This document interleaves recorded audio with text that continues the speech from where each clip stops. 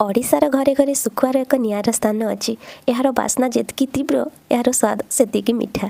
जितेबले घरे सुखुआ तरकारी भजा हुए सारा पड़िशा महकी उठे।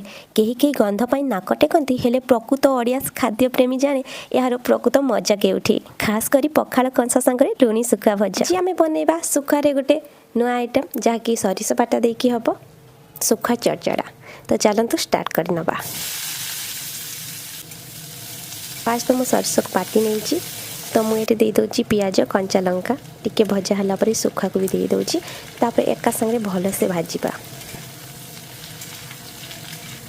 सुखुआ केवल खाइबा पाई नुहे यह बंधु बांधव को देवा नेबा मध्य व्यवहार हुए।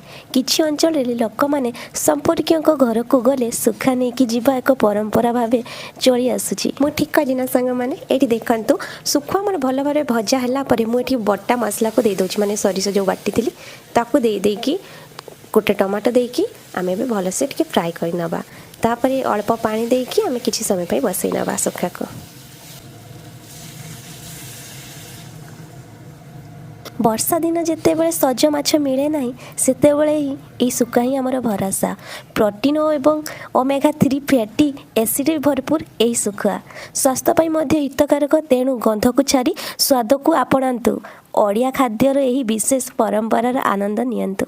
देखिले तो केते सहज भाव में आम सुखुआ चरचड़ा रेडी जहाँकि सरिष बाटा देकी हेइची। आपण मानक केते सुखुआ खाइबा पाई पसंद मते निश्चिंत कमेंट रे जणैबे।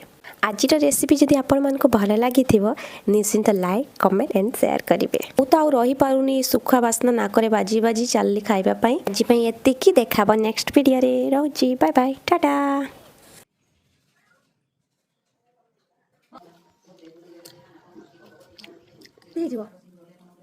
लुण ठीक अछि ना।